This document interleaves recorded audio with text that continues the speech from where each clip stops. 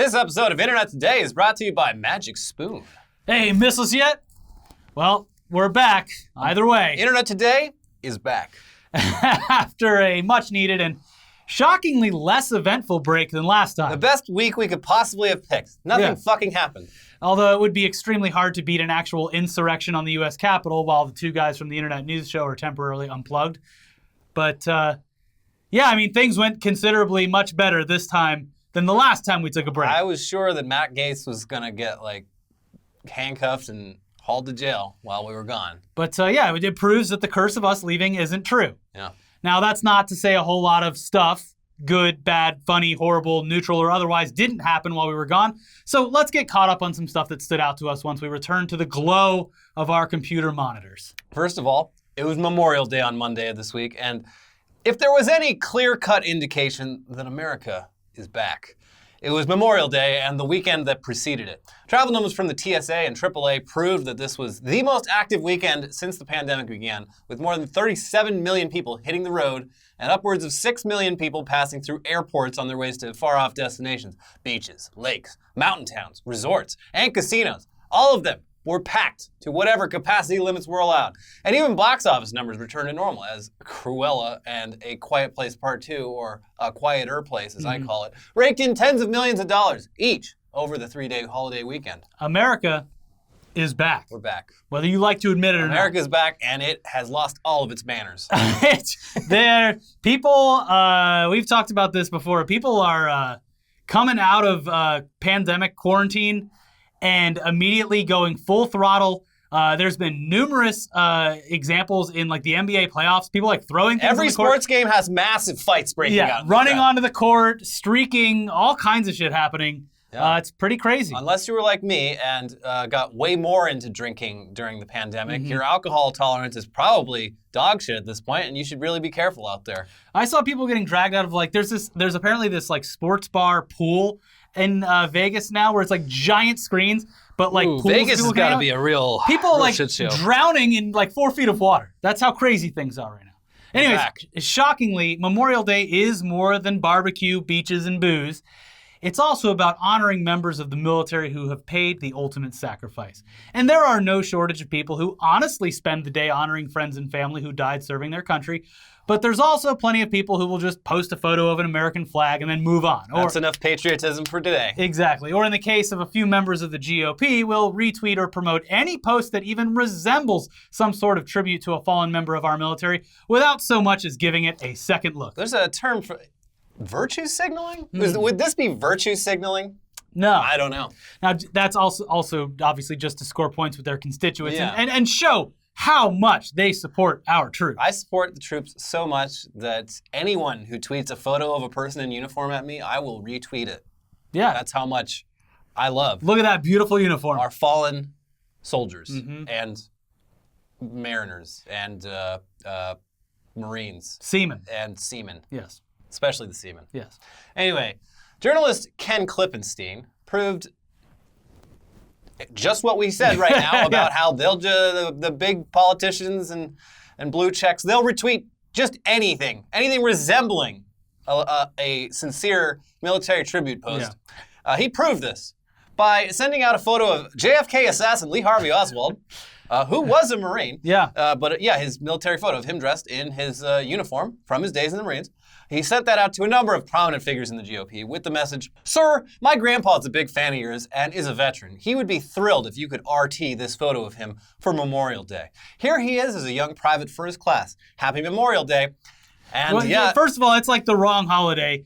Anyone who's retweeting this is it's look, about, I respect the service, but this is about people who... You said he was still alive? Well, wait for your fucking day then. Yeah. Veterans Day is, it was a few months away, buddy. Sure enough, Matt Schlapp, Dinesh D'Souza, and even Matt Gaetz all took time out of their busy schedules to retweet this request without giving it a second thought, or apparently a second look, or anything. Dare I say even a first look. Yeah. Aside from Oswald being instantly recognizable to almost anyone who's aware of major U.S. history, you would also assume that these guys would at least click on Ken's name, since he is verified, and you'd think they'd maybe scroll down a bit or click the link in his bio to check out his reporting and see that he is absolutely trolling them. Yeah. I'm shocked he still gets away with it. I can't believe it. Because he's made a career of pissing off all the right people. Mm-hmm. I thought for sure that it wouldn't work this year. But he keeps surprising me. And yeah, he's done this pretty much every year. It's not always Oswald. Yeah. Sometimes he mixes it up with like movie characters, other people. I've seen other people use Christopher Dorner. Yes. Very successfully. There was many times. a lot of that going around honoring the troops, and it was Christopher Dorner's picture. But last year, Ken Klippenstein, he convinced a former acting director of national intelligence from the Trump administration to thank convicted war criminal William Calley for their service. The My Lai massacre, you should look it up. It's one of the, I can't even say the most horrific thing our military has done, but it's definitely really high up there. Yeah. And important note, that he was actually convicted. So he was. There you go. And that was on Veterans Day, by the way. Yeah, yeah. So that wasn't the only completely tone-deaf display of fake patriotism from this past weekend, though, because over in Dallas, Texas, there was a fairly large official gathering of QAnon supporters. They're like, no, this isn't a QAnon thing, but it was. A movement, by the way, QAnon, a movement that, despite dwindling guidance from their anonymous leader, still seems to be growing at a rapid pace, with a recent poll showing that, quote, 15% of Americans say they think that the levers of power are controlled by a cabal of Satan-worshipping pedophiles, a core belief of QAnon supporters. I mean, to be fair, they're not that far off, but the key details there are they got it mixed up a little very distinctive. Bit. That same share said it was true that, quote, American patriots may have to resort to violence to depose the pedophiles and restore the country's rightful order. And fully 20% of the respondents said that they thought a biblical-scale storm would soon sweep away these evil elites and restore the rightful leaders. So that wonderful group of people got together and paid at least $500 per ticket for a big conference over the weekend titled For God and Country, Patriot Roundup. And according to reporting from Vice, the whole thing went as expected, with highlights and quotes that are actually, if you look at them in any other context, shocking and horrifying. Yeah, like, it's easy to laugh at these people, but it's like, what they're saying is actually fucked up. I mean, they already stormed the Capitol, and it was mostly a fucking joke, but like, they're willing to try. I mean, yeah, they might do something like that again, and they might do a better job of it again. But it's stuff that we have grown numb to. It sucks, but it is. And that just says a lot of things about, how things are in this country, both mentally and otherwise. But we've covered this for months. You get it. Anyway, from the Vice article, former National Security Advisor Michael Flynn called for a coup. While speaking on stage, Flynn was asked by an audience member who said he'd been in the military, "I want to know why what happened in Myanmar can't happen here." After cheers from the crowd died down, Flynn responded, "No reason. I mean, it should happen here." Fuck. There you go. Sidney Powell, you remember Sidney Powell, the Trump weirdo lawyer lady. She turned up in a biker vest. Looking real cool. Yeah, she was one of the trio of psychos working along. She was with Giuliani and Lin Wood. They were really trying to prove that the election was stolen, but she got unceremoniously kicked off their team for apparently being too nuts even for Giuliani and company. No, she has nothing to do with it. We don't know her. We've never even met her. Mm-hmm. Here's a picture of you next to her last week. That could have been anybody. Fake news. Yeah. Anyway, she was there to inspire a bit of hope for those still coping and seething and malding about the 2020 election, saying that Trump could simply be reinstated and adding that a new inauguration date will be set and Biden is told to move out of the White House. Hypothetically, of course. Yeah, but keep hope alive. I saw someone online comparing this to like the power of positive thinking. Mm-hmm. Like they're trying to just like manifest. Yeah, it's the secret. Yeah, it literally is. All these people literally have vision boards, whether they want to admit it or not, with yarn and all this kind of shit. If we all go home and cut out a picture of Donald Trump from a magazine and put it on our board, he will become president. The tipping point is now a QAnon manifesto. Yeah. Also in the article, the Texas Congressman Louis Gohmert appeared on stage at one point where he proceeded to downplay the seriousness of the January 6th riots, calling the insurrection on the Capitol no big deal. And there was even an auction where fools and their money could soon be parted. And they were. Quote, among the items up for auction was some 1776-themed fan art and a blanket with a Q logo on it, which was signed by Flynn as well as pro-Trump lawyer Lin Wood and MyPillow CEO Mike Lindell. Holy shit. It sold for thousands. Also sold on the night was a baseball bat, again signed by the disgraced former National Security Advisor. Flynn told the audience that he and his wife call the bat the Department of Just Us. It sold for $8,000. God damn. Yeah. But again, We got to get on this grift. yeah, I mean, start selling NFTs of Donald Trump to these people. Yeah. It's literally just a gift. Yeah. But A grift of gifts. Yep. But yeah, again, it was a busy weekend for grifters because before his retweet of remembrance for Lee Harvey Oswald, Matt Gaetz was back in the public eye once again, despite allegedly being under federal investigation for alleged sex trafficking, misappropriation of funds, and a bunch of other crimes. And this time, he was speaking alongside Marjorie Taylor Greene. Mm-hmm. Marjorie the Gathering, as I like to call her, MTG. Yeah. Seen here doing her best Mexican accent. Yeah, they're down there. They're like this. They're like, we're making a lot of money off of Joe Biden. During his speech, he not so subtly hinted that maybe people should take up arms against big tech companies over cancel culture. Here's the clip. The internet's hall monitors out in Silicon Valley, they think they can suppress us, discourage us. Maybe if you're just a little less patriotic, maybe if you just conform to their way of thinking a little more, that you'll be allowed to participate in the digital world. Well, you know what? Silicon Valley can't cancel this movement, or this rally, or this congressman.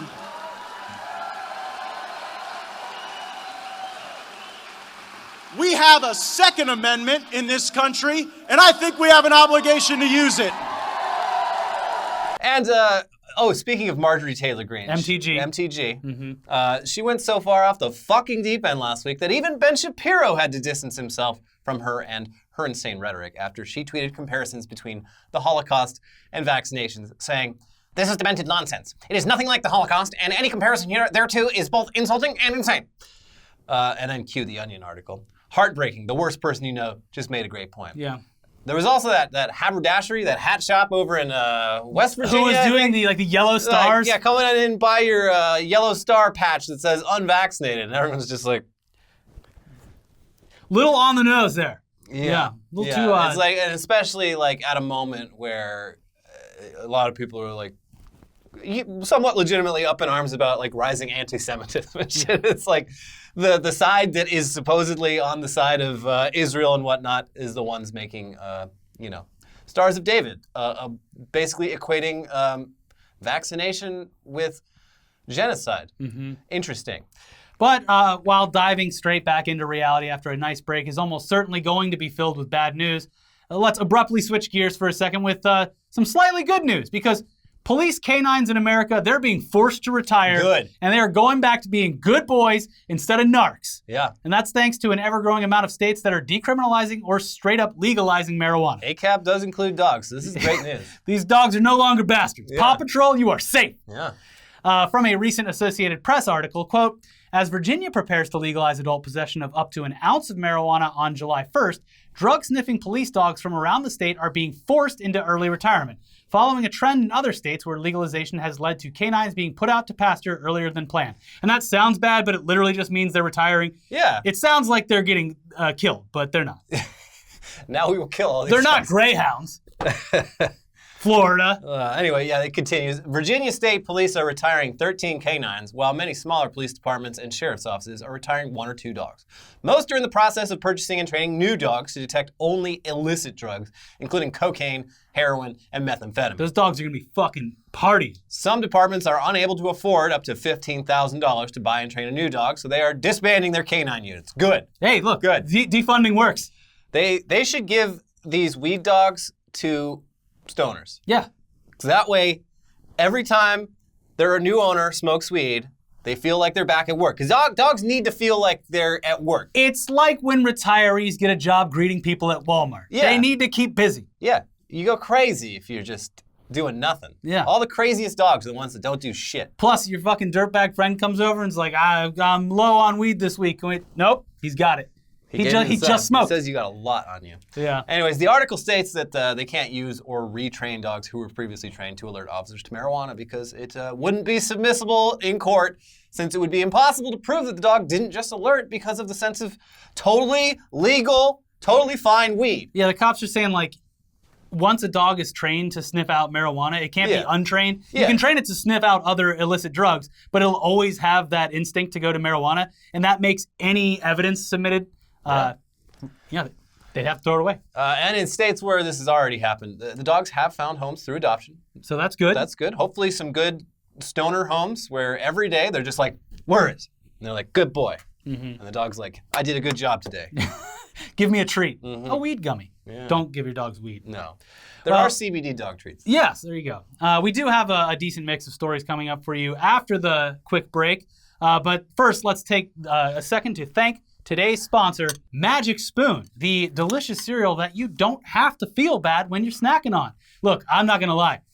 I ate like crap during my vacation, and I ruined weeks, if not months, of progress that I had made. So it is actually great having Magic Spoon to help with my sweet tooth. Now, growing up, cereal, it was one of the best parts of being a kid. But, got to give it up, because you realize it's full of sugar and junk that you really shouldn't eat. Luckily, in steps Magic Spoon with a great tasting cereal that's got 0 grams of sugar, 14 grams of protein, and only 4 net grams of carbs in each serving. Also, only 140 calories in each serving. As you can see, and in every other episode, Elliot loves it. Can't keep this away from me. I really do. So try Magic Spoon's best-selling flavors in a 4-flavor variety pack featuring cocoa, fruity, frosted, and my favorite, peanut butter. Tastes exactly like regular cereal from your childhood, but it's super nutritious. It's honestly too good to be true. And by the way, it's keto-friendly, gluten-free, grain-free, soy-free, low-carb, and GMO-free. Click the link below to grab a variety pack and try it today. And be sure to use the promo code TODAYDAILY at checkout to get $5 off any order. Or just go to magicspoon.com/todaydaily. Magic Spoon is so confident in their product that it's backed with a 100% happiness guarantee. So if you don't like it for any reason, they will refund your money, no questions asked. Click the link below and use the code TODAYDAILY for $5 off, or go to magicspoon.com/todaydaily to save $5 today. It's really good. All right, well, back into it with a unique idea for dealing with people who are still holding out on getting their vaccines.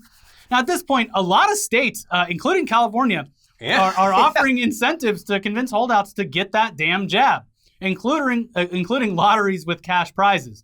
And I do want to say, I like how they did it, at least I know that they did it this way here, where if you got your vaccine, you're already in. Because it would suck to be like, well, I would have just waited and stayed inside and got the money. But it seems like these initiatives are actually somewhat successful, especially in states that had dwindling numbers a month or two ago that have tried it out. But what if, instead of dangling cash in front of people's faces, you just charge them more for certain activities that could potentially put them and others at risk, like going to a concert? Yes. From ABC News, a concert promoter in Florida came up with a creative way to encourage his community to get vaccinated by offering $18 discounted tickets to an upcoming show for those who have been vaccinated and charging $1,000 per ticket for those who have not. The tickets are for a punk show at a local VFW with bands Teenage Bottle Rocket, Make War, and Rudderkin on the lineup. Now, the promoter, Paul Williams, said he wanted to plan a concert so that people could safely enjoy being in a concert, and that he also wanted it to be a vaccine drive to get the fence sitters off the fence, with the singer of Teenage Bottle Rocket adding, "We're all vaccinated. We encourage everyone to get vaccinated so we can see you in the pit." Get in the pit and actually love someone. So we're not sure about the legality of this, especially since this is taking place in Florida, where Ricky knows from firsthand, very recent experience. Yeah. There are literally no restrictions. No masks. But Mr. Williams told ABC that he's not going to deny entry to unvaccinated concertgoers. He says, you can buy a full-price ticket and you'll be treated like everyone else. It's $1,000. Yeah, that's the ticket. Yeah. You're allowed in. You just have to pay. I know inflation's crazy right now, but $18 for a punk show, even for the vaccinated people, it's a bit high. Yeah. Back in my day. Yeah, but look, the band's got to get paid. Yeah. They haven't been working for over a year. Give them the money. Yeah. But yeah, literally anyone bitching about this probably would have never gone to this punk show in the first place. Plus, it's great promotion for the show either way. But we would definitely expect some kind of anti-vax presence at the venue when this show happens later this month. Just like locally here, how things are pretty much back to normal and going fully back to normal on June 15th. And every weekend that goes by, there's just a growing amount of people hanging out down at the Tin Horn Flats, doing all kinds of stuff, doing protests, waving their flags, selling merchandise with "Don't Step on Snake" and all kinds of stuff on it. That fucking restaurant, man. Yeah, they could have been back in business by now, like everyone else. Anyway, over in major sports news, though, Swish. Yeah. This is actually something that's so big that you should be aware of it, regardless of how little you may care about sports, because one of the best tennis players in the world and the #1 highest paid female athlete, Naomi Osaka, just fucking quit at the height of her career because of stupid, archaic rules regarding the press and interviews. Basically, if you're a big sports star, you have to do interviews, despite the fact that constant interviews lead to boring, repetitive answers, and honestly, there's not a lot to get out of these athletes in the first place other than trying to goad them into attacking other players or other teams for drama and hype building. Outside of trying to overproduce like rivalries or snag a headline-worthy quote, the typical sports interview consists of a conversation about the player or the team's performance, good or bad, and why that is and how they feel about it. It's not exactly thrilling stuff. It's like, yeah, so I went out there, I played hard, and then I won. Or, yeah, so I went out there, I played Rough hard, day. but, Just wasn't in the just cards. didn't work out for me. That's the way it goes. It's like that we have first-hand experience with the movie promotion side of things. Fucking. It's like you have 5 minutes to ask the same question that every other journalist here asked, and if they asked a question that actually got them a headline for their outlet, people look down on it because you're upsetting everyone. Yeah. And we're supposed to ask it. It just, actors and directors have to do it, because if they don't, then no one in fucking Boise, Idaho is going to know that this movie's coming out. Yeah, junkets fucking suck. Anyways, this kind of press is mandatory, and players can and have been fined for skipping out on doing press. There's the famous quote, I'm just here so I don't get fined. And that includes Osaka, who was just fined $15,000 for announcing that she would not participate in post-match news conferences during the French Open, and then followed through on that. After the fine was levied against her, along with threats that she could be expelled from the tournament, she made the announcement that she would be withdrawing from the French Open and at least temporarily putting down her racket. From a post to her Instagram, I think now the best thing for the tournament, the other players, and my well-being is that I withdraw so that everyone can get back to focusing on the tennis going on in Paris. I never wanted to be a distraction, and I accept my timing was not ideal, and my message could have been clearer. More importantly, I would never trivialize mental health or use the term lightly. The truth is that I have suffered long bouts of depression since the US Open in 2018, and I have a really hard time coping with that. Anyone that knows me knows that I'm introverted, and anyone that has seen me at the tournaments will notice that I'm often wearing headphones, and that helps dull my social anxiety. Yeah, so for the unaware, the 2018 US Open was where Osaka exploded into the spotlight after beating one of her childhood heroes, Serena Williams, to the sound of boos from the crowd in attendance, causing her to break down in tears. Tennis fans are fucking probably the worst fans. All sports fans are terrible, but hardcore tennis fans are fucking psychos. Yeah. Anyways, from an ESPN write-up at the time, quote, as Osaka walked to the stage for the trophy celebration, the boos continued. She pulled her black Adidas visor down over her eyes and cast her eyes downward. Tears streamed down her cheeks, and she looked as if she wanted to disappear. Yeah, very Supposed sad. to be the best day of her life, and everyone's just booing her. Fuck off. Yeah, I think tennis, it suffers from that problem other snobby sports. Golf has gotten better with the commentary and how they approach things. Tennis is still in that really snooty zone where everything has to be a certain way. These press things are mandatory because that's the way things are. And it's especially stupid because, they're booing Naomi Osaka for beating a Williams sister when the tennis world was just notoriously fucking 15 years of thinly veiled racism against the Williams sisters, and now they found the new one to replace the old one. Anyway, back to this week and her announcement that she was withdrawing from the French Open. Look, good for her. Yeah. She makes them all look like dicks. French Open's going to lose out on infinitely more viewership than the stupid press interviews ever could have brought in. Yeah. In addition to that, her sponsors and other notable athletes have all come out in support of her decision. And regarding the whole absurd idea that press is necessary for these events, this quote from The Guardian's Jonathan Liu regarding her announcement sums it up pretty well. The great conceit of the press conference is that it is basically a direct line from the athlete to the public at large, that we humble scribes are but the people's faithful eyes and ears in the land of the gods. In case you hadn't noticed, this hasn't really been true for a while. Athletes now have their own direct line to the public, and spoiler, it's not us.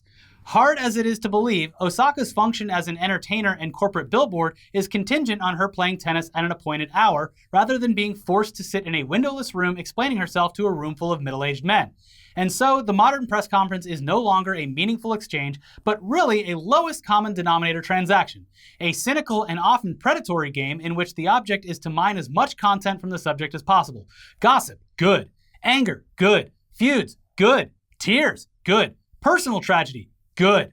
Meanwhile, the young athlete, often still caught up in the emotions of victory or defeat, is expected to answer the most intimate questions in the least intimate setting, in front of an array of strangers and backed by a piece of sponsored cardboard. It is. That's another thing you don't really think about. It's like, imagine, the last time you like worked out, went to the gym or whatever, and like really exerted yourself, really put in the energy. And imagine like having to go into a room immediately after that and like talk about how bad or good you did. Answer questions from like 30 fucking people. Yeah. And like just even being able to like think straight. And it's even worse than that too, because like with that competitive mindset, like you are either on a high after winning, or in a lot of cases suffering from, even if it doesn't carry on to your normal life, a very short period of depression. Yeah, I mean, you just fucked up in front of millions of people. Your emotions are as high or as low as they could possibly be, and you're carted into a room where they're like, how's it feel? Feels like shit. What do you think? It sucks. It fucking sucks. Yeah. And God damn it. A lot of post-game interviews have been going that way in recent years, and good. We don't need to hear what these people think all the time. Yeah. Like, talk to them after the season or something like that. Or if something major happens, like, I don't know. It seems kind of pointless. Yeah. And it's obviously taking a strain on a lot of younger athletes. Her sister apparently came out and said that, I guess the terrain on the French Open is clay. Yeah. And that she is not as good on clay. And the press knows that and keeps beating that into her, trying to get a response out of her. And it's obviously causing her distress, which fucking sucks. Just leave her alone. Yeah.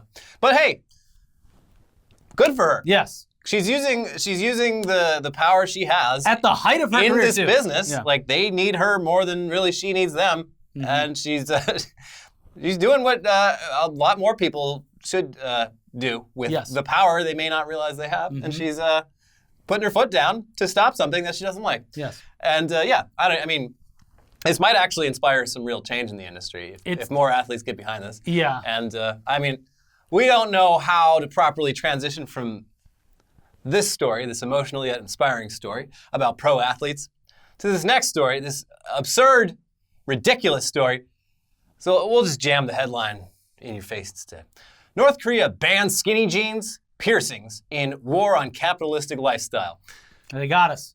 They really pegged us with our skinny jeans and our piercings. Sorry, all you Pyongyang hype beasts.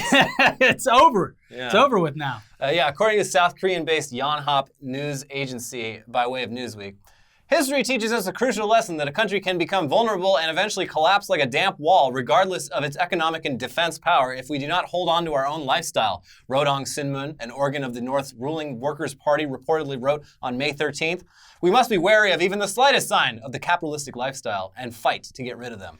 Other outlets, which, I mean, take this with a grain of salt, but it is North Korea we're talking about here. Other outlets have reported that this fight against capitalistic lifestyle has resulted in, quote, a ban of decadent Western fashion staples such as the mullet haircut, shirts featuring slogans, lip and nose piercings, and the popular millennial staple, skinny jeans.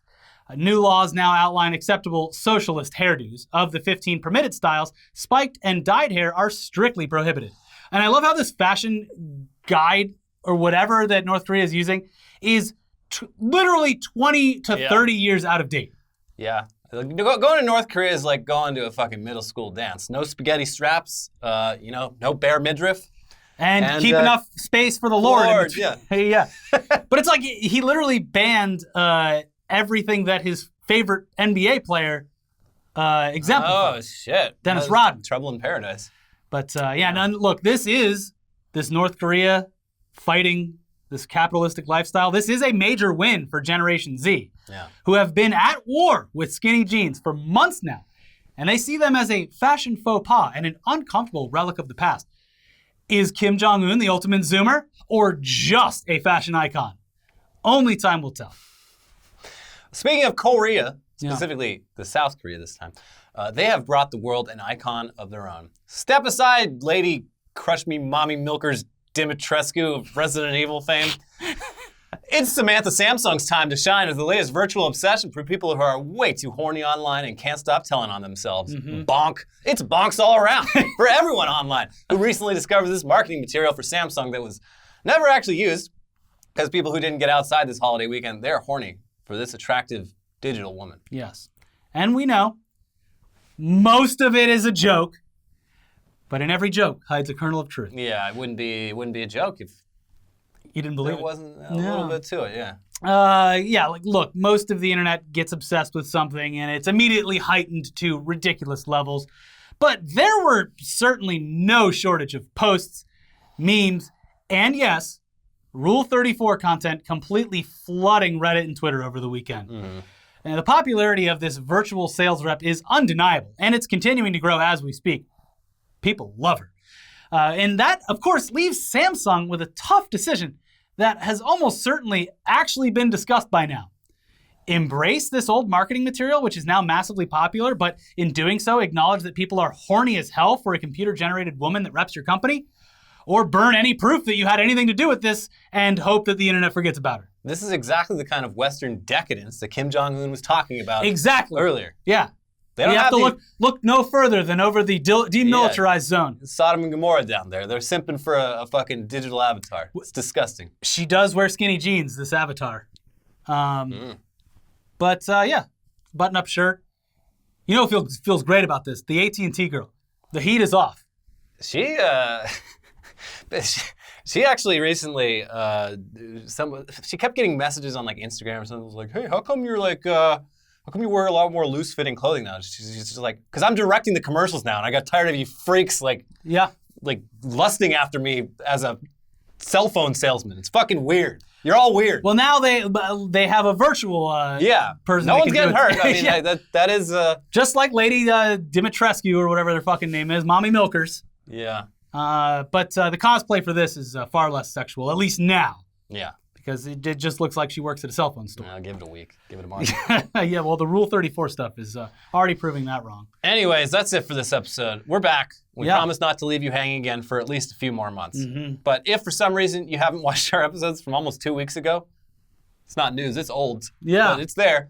Go check them out by clicking on them. One was deleted by YouTube at some point. That was fun. I was out at Korean barbecue enjoying my break, feeling a little bit tipsy, and get an email from YouTube. It's like, hey, you broke all the rules. We remove your video. I was like, God damn it, I don't want to fucking deal with this right now. I'm on vacation. I was in a hotel room bed trying to go to sleep, and nothing gets you ready for a nice, long, restful sleep like getting an email saying that YouTube has taken action against your fucking livelihood. Anyway, we appealed it, and within 5 minutes later. Within 5 minutes, they were like, oh, my bad. So I don't know what that was about, but find out why it might have been banned by clicking on every video on our channel and watching them all the way through to see why YouTube may have been angry at us. Yeah, you're the algorithm now. Yeah. Watch all of our videos. I am the algorithm now. All right, well, we'll be back with a new episode of Tech News Day real soon. But in the meantime, check those videos out. And look, we're back. We're happy to see you again. Hopefully you've returned as well. Bye. Bye.